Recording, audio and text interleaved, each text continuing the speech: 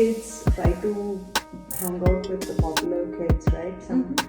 What would you suggest to them? I think in high school everybody wants to be cool, they want to be just like everyone else, they want to be popular, so I think it's fine to make new friends and kind of see what types of people you might enjoy spending time with, but at the same time I think there is a lot of things that you shouldn't do, and I think most kids nowadays know what's right or wrong, especially if you're in high school. So I think it's important to have fun, but make sure you're not doing things that will get you into serious trouble just for the sake of being cool. Like if you're not comfortable with something, then somebody is pressuring you to do it, stand up for yourself.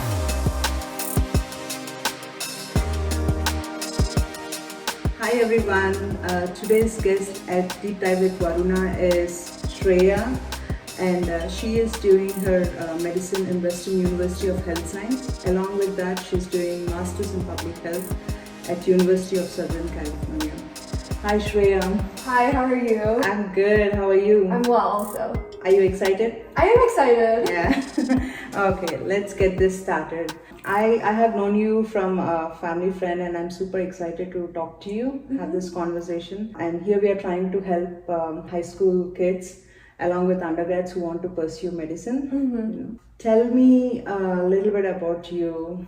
Yeah, so I went to high school in Elk Grove, and then I went on to do my undergrad at UCLA. I majored in biology, and once I graduated, I chose to go straight into medical school at Western University, and I'm also working on my master's at University of Southern California while I do my medical degree. So I am quite busy, but I think I have a very fulfilling career and career pathway. So when you did your undergrad, did you think of becoming a doctor at some point of time? Yeah, I definitely thought I wanted to be a doctor in high school, so a lot of my activities were pre-medical in nature, so I would volunteer at a clinic or a hospital, but I don't think I knew for sure that I wanted to be a doctor until probably my third year of college. Yeah, so there's a lot of different things that go into pre-medicine and into the medical application cycle, so I knew it was going to be a long road, so it definitely took me a long time to fully commit to that career. So yeah, I didn't know until very recently. You are already hands full doing like medical courses at your medical school. Why Masters in Public Health? What made you enroll to that program? Yeah, like I said, I knew I wanted to be a doctor, but I never saw myself strictly in that role. I wanted to be a doctor, but I also wanted to work in health policy. I want to travel the world. I want to learn a lot of different languages, and I felt that being a doctor and working at a hospital, while that is fulfilling, I saw myself filling a lot of other roles as well. So adding on that master's in public health, I felt like it would give me a better understanding of what it means to be a doctor in a global sense, and also what it means to work in the American healthcare system as well as healthcare systems around the world. So that was important to me. Okay, great. How was it getting into medical school? Was it very challenging to get a spot in the school, or how did you thrive, or how did you plan when you're in high school or undergrad to achieve that? Yeah, so it's a very long process. All 4 years of undergrad are considered pre-medical, so they're just preparing you to apply to medical school. So I think in high school, some things that I did, like I said, I wasn't 100% sure I wanted to pursue this, but my parents encouraged me to volunteer at a hospital. I also was really active in volunteer clubs like the Red Cross at my high school. And alongside that, I also did activities that I was really interested in. So, for example, I played tennis, and that was my way to kind of take my mind off of academics in school. And I think that balance was really important, just so I didn't get burnt out before I even got to college. And then once I was in college, I kind of built on top of those activities I was already doing. So I continued to volunteer at a hospital. And then I also realized I had an interest in politics and health policy, so I also took on internships at the state capitol in California that were related to that, and that kind of helped to solidify my interest in medicine. Okay. Yeah. So how did you have that interest? That's like something unique, like pursuing medicine is quite sought, like people opt for that, but policies and interest in that, I would like to know a little bit about that. I think maybe when I was 5 years old, I said I wanted to be a doctor, and kids always say these things, but they don't actually mean it. And I was kind of in the same spot. I say things that I don't mean. So that's why it took me so long to figure out what I wanted to do with my life. But growing up, my family did visit India a lot, and a lot of my aunts and uncles are doctors. So growing up, I would kind of run around their clinic, or I would watch them interact with patients or take phone calls, and just help family friends who maybe had the common cold and give them advice on what pharmaceuticals to take. So just being surrounded in that type of environment, especially in India, made me want to pursue a job that would help me help other people. And because I grew up in India, I think a part of my heart is still there. Yeah. So I really want to go back to India and if I can work on that public health infrastructure. Like I mentioned to you earlier, I am really interested in having a traveling clinic that travels kind of around southern India and does treatments for free or for really cheap. Okay, that's very inspiring from a young girl like you. Yeah. Was choosing this path solely yours, or how much of your parents' influence was there? Yeah, I mean, I won't say my parents were disappointed by my choice to pursue medicine. They were definitely quite happy about it. I will say I really appreciate that they didn't prevent me from exploring other career options. So I mentioned that I'm really interested in politics and health policy. So if I had pursued something that was solely politics or health policy, they wouldn't have removed their support for that. I think it was really helpful that they kind of let me explore on my own what I wanted to do, and then come to a conclusion regarding my career choice on my own. So asking me questions about what I was interested in, but not telling me to do a certain thing was really helpful. Yeah. And how important do you think that is for every child? Yeah, I think it's really important. I think there is definitely a little bit of stigma where, especially in Indian families, children are a little bit pressured to maybe pursue something that's going to look good on paper, so like law or tech or medicine. But I think there's so much more to life than just those three careers. So I think it's important for parents to acknowledge that they're there to support their child, and I think the best way to do that is to let them explore on their own, and then have conversations with them regarding how can I better support you and what you're interested in, and also at the same time kind of make sure that their goals are reasonable. Like if they want to drop out of college to build the next Facebook, obviously that's probably not going to be the most reasonable idea. So I think that's up to the parent to support their child, but while also not letting them do anything crazy. Yeah. If I had to take you back like 4 years or 5 years actually, how was life when you first started being by yourself in the college? Yeah. Were you prepared? I was definitely not prepared. I thought I was. I had all of my lists of how I was going to dress, or all of the chores I was going to do, all the classes I was going to take.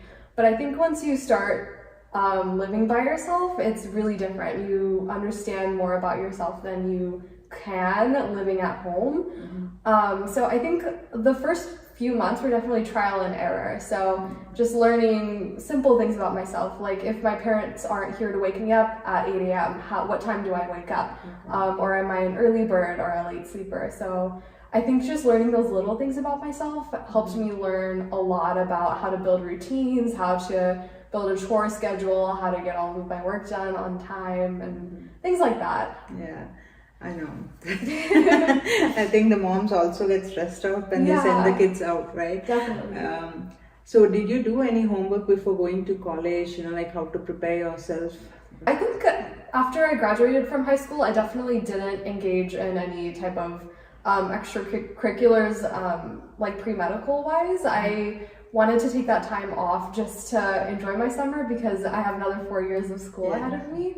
But I would say throughout high school and the prior summer breaks, I definitely was working on extracurriculars like volunteering. I was working on different club activities. Like I mentioned, I was in Red Cross, and so just going to my high school campus again to kind of plan out volunteer events and things like that. I was definitely working on that before. Great.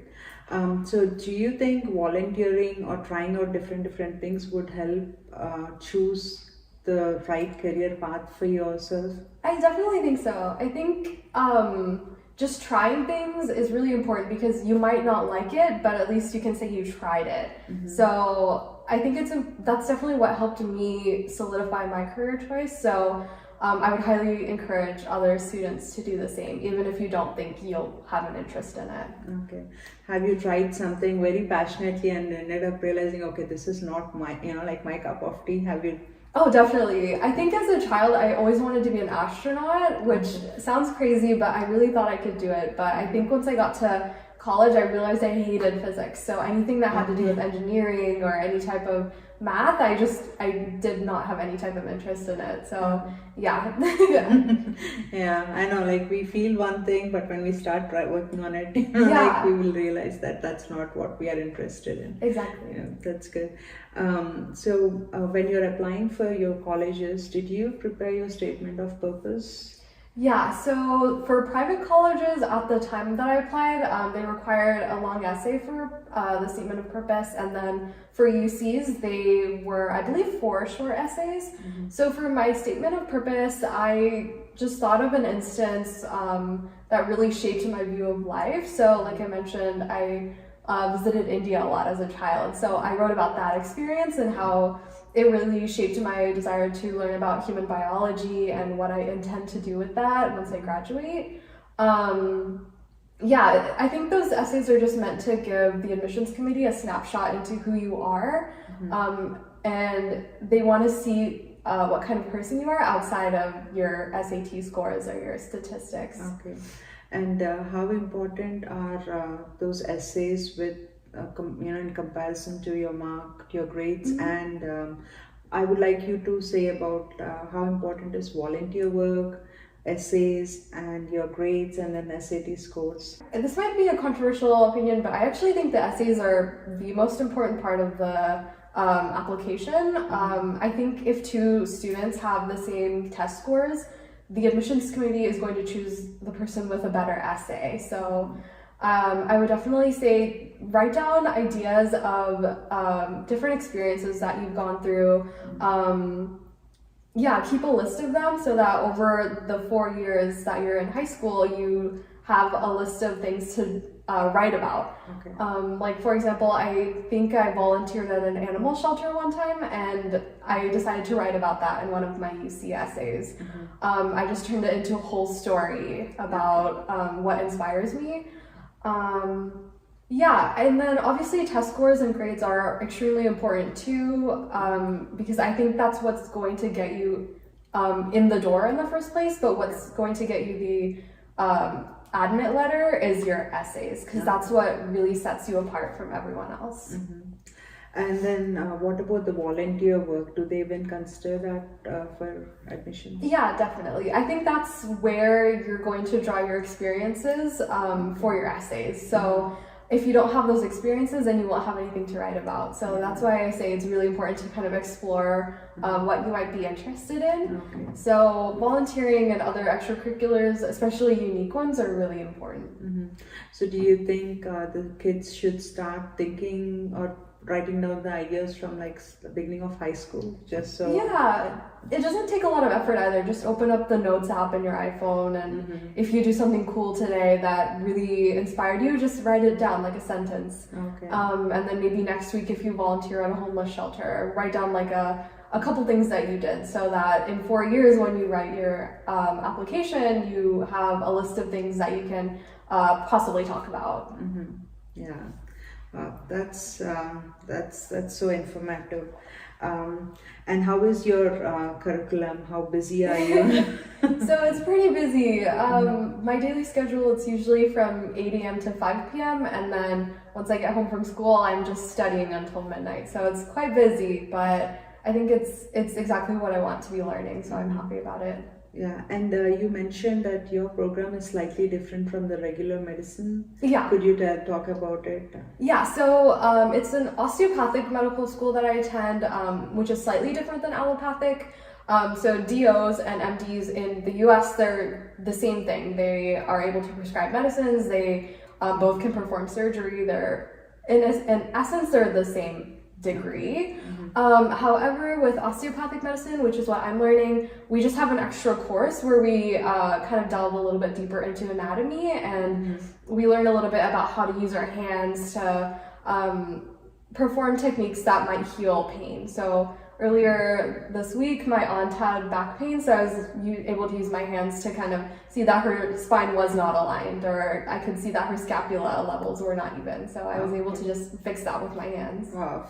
Yeah. So if after graduating from this school, if you decide to become a OBGYN or a cardiologist, you still can get into that program? Yeah, okay. Of course.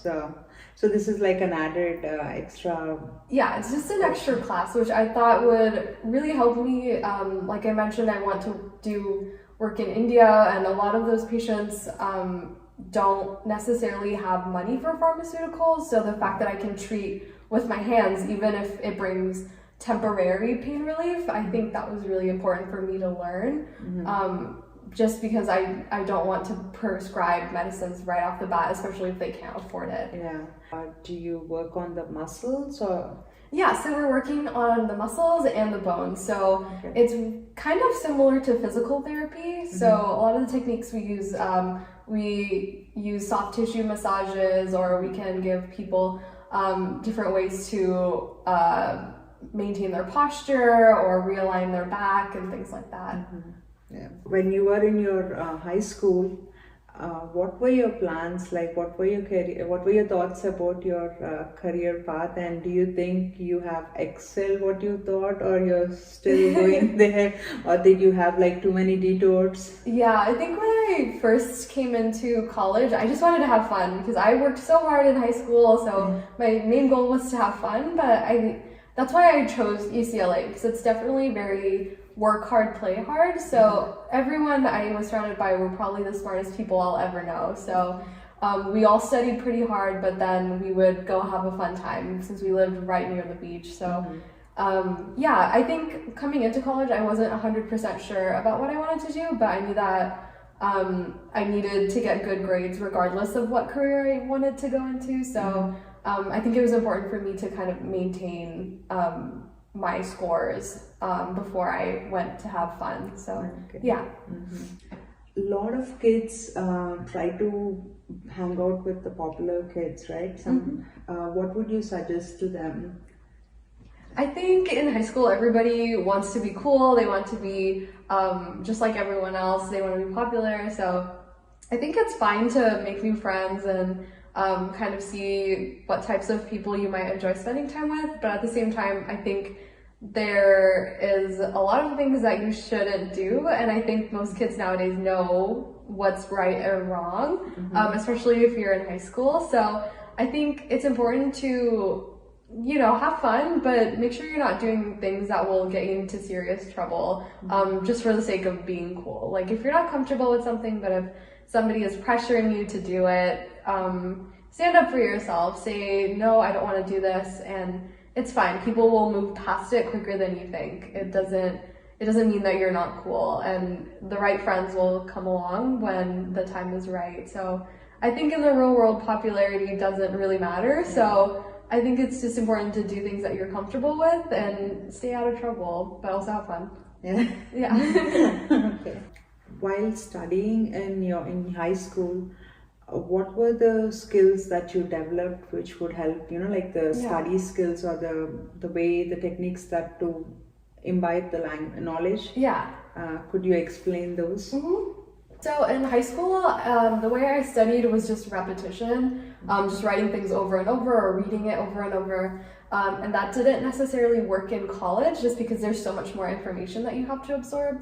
So I realized that studying with people and telling them out loud what I was trying to learn myself, it was really helpful. So just learning to study in groups. Some techniques from high school were also helpful, like writing and rewriting. That was, it was my primary study method, but I think also finding different ways to study was really important too, like watching YouTube videos if I don't understand anything, or definitely reaching out to the teacher after school if I need extra help was really important too. Yeah, I think seeking that help is also challenging for some kids, right? Yeah. Like, do kids ask for help after, like reach out to the teachers at that point, lecturers? Yeah, definitely. I think for me personally, I was really confident coming into college, so I thought I don't need any help. I can do it myself. But I think you'll learn pretty quick that you can't do it on your own all the time. So I definitely had to make appointments with my professors so that I could really understand something that I didn't understand the first time, or have them look over my essay and tell me how I can improve it. Just finding new ways to reach out to people and study, and learning when to ask for help is important. Okay, great. How is it growing up at home with all the comforts and then all of a sudden going back to college? And then what did you wish you learned at home that would have helped you or made your life in college easy? Yeah, I think living at home, I always had my brother with me, so I never felt like I was alone. But in college, having to make new friends and just navigating life was really different. So I felt very alone, especially like the first couple months. And that's not the experience for a lot of people, but that was for me. So I think just being aware that you're not gonna make friends on day one all of the time. I will say that it really helped me to have an idea of what I was getting into beforehand. Really helped. So I would watch YouTube videos before I went to college about a day in the life of a UCLA student, or different study strategies, or basically just what to expect going into college as a pre-medical student. Those types of videos were really helpful, and also just reaching out to people that I knew that went to UCLA. Okay. Yeah, I think social media has been handy to you. Yeah, definitely. That's a smart idea to stay in touch, like to understand what it is. And the other thing that I would like to ask you is, what would you say for upcoming, like high school kids? I feel like a lot of parents are sending their kids to community college. What was your take on that? I think community college is a great idea. It definitely saves a lot of money for the first 2 years. And I think transfer rates to UCs and maybe even some private schools, they're a lot higher than freshman admit rates. So I think if you're not quite ready to leave home, or if you just need a couple more years to improve your resume, then community college is a great option. And it's definitely a lot cheaper too. So a lot of my friends have gone that route and they're still working great jobs. I don't think it really matters too much whether you get into a UC as a freshman or as a transfer. It's just the same degree in the end. And how is it hard to get into UC after you finish your community college? Would it be the same competition, or is it less competitive? I think it is still pretty competitive, but I think the transfer acceptance rate is significantly higher than the freshman admit rate. So if you have a dream school in mind, then it might benefit you to just do community college for 2 years and then transfer, because you might have a higher chance of getting in. Are there like different ways to go into medical school? Yeah, so I went the traditional route. I just did my 4-year university. I didn't do a gap year, and then I went straight into medical school. That's just what worked for me. A lot of the students in my class, though, they take 2, 3, maybe even 10 gap years. And that's completely fine. A lot of people in my class are a lot older than me. I'm actually one of the youngest, even though I'm 23. But I think if you want to pursue medicine, it's completely fine to be on your own timeline.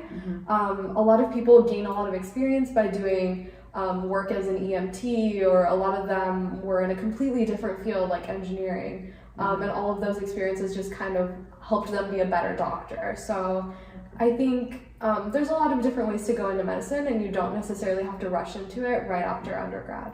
Oh, okay. That's good to know. Yeah.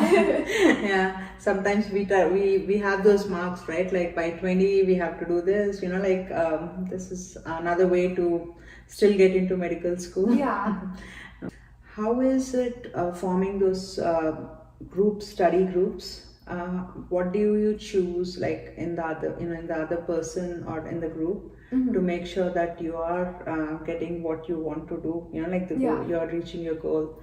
Yeah, I think it's important to find people who are on the same like academic level as you. I think sometimes if you find a study group that is way ahead of you in terms of academics, or they're significantly smarter, it might be a little bit discouraging if you don't know as much as them, and at the same time you want a study group that will challenge you a little bit. So I think finding like a balance is important. I study with my friends in medical school, and all of us kind of study in the same room silently and separately, but if any of us has a question, we'll just say, hey, did you guys understand this? And then somebody will explain it for us. Oh, okay. So you study individually but in the same room and have a discussion if there's a question. Exactly. Okay, if someone didn't understand the point. Yeah. Okay, that's good. So I have this question, like you're pursuing two courses, right? Like right. one in the medical school, and then another with a different school. Did you ever have a conflict with the tests or exams? Yeah, so most people, they don't typically do 2 degrees at the same time.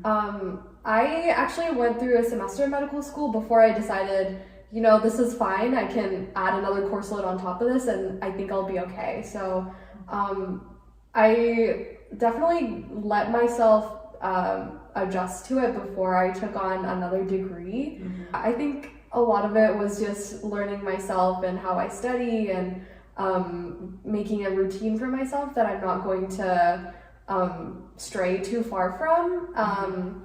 And it has been hard in the sense that a lot of exams for 1 degree will be on the same week as the exams for another degree, but I think at this point, I finished a year of med school, so I kind of know how I work and how I balance my workload, and it's been a lot of late nights, but I think I know my own capacity, so that's why I decided I was okay to take it on.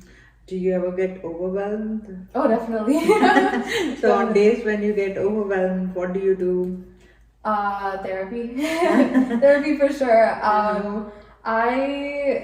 There's been definitely a lot of days where I probably get 5 or 4 hours of sleep, especially before exams.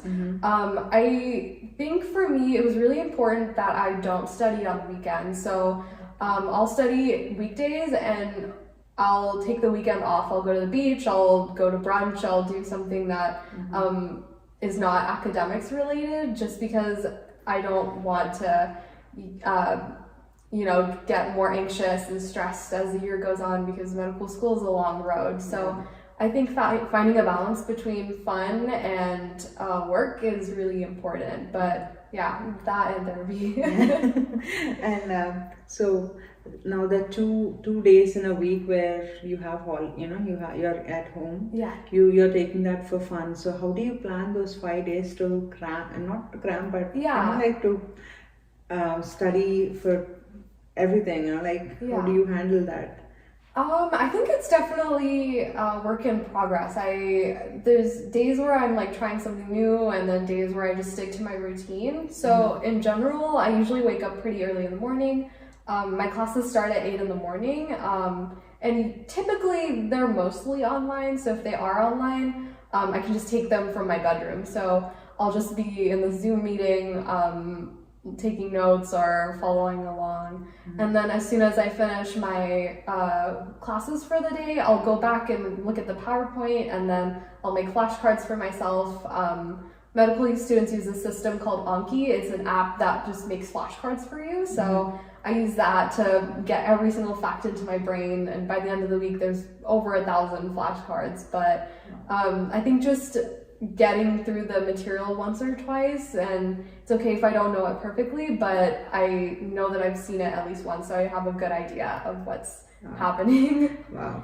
Yeah. So what are the strategies for you to, with the repetition? Yeah. I read somewhere that the first day and then the third day and then the fifth day or something like that would work like a charm.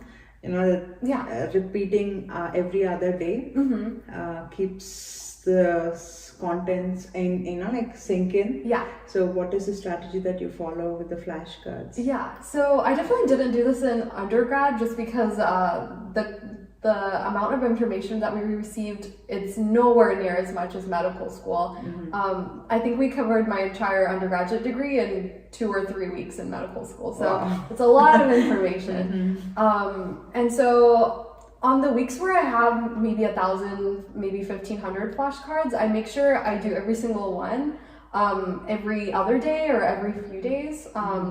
If I know a topic really well, then I'll just suspend those cards so that I won't see them again for a long time, and then just repeating what I don't know over and over and over again until I understand it and it sticks in my brain is really important. So yeah, it's a lot of content, but it's good content. And I think if you're passionate, you spend those hours repeating the same topic as well. Right? Definitely. If you have to advise young kids, what would your advice be? I would say to young kids, take life easy. Make sure you focus on grades and scores because those are definitely important, but that's not the only thing that matters. I think it's important that you explore and find things that genuinely interest you because that's how you learn about yourself. I don't think I would have ended up in this career path if I had not explored other things and decided that this one is the best one that I've tried. So I think it's really important to just explore. And if your mom tells you to do piano lessons, don't say no necessarily, just try it. If you don't like it, then stop, obviously, and try something new, but don't just sit on your iPad, which I think a lot of students do nowadays. But just get outside and explore something that's interesting to you. It was nice talking to you, Shreya. We got a lot of great inputs. I'm wishing you nothing but a lot of success. Thank you. Definitely the work that you want to do in India. I'm hoping one day you would go back to India and help those people who really need that medical care and attention. Yeah, thank you so much. This was really fun. Thank you.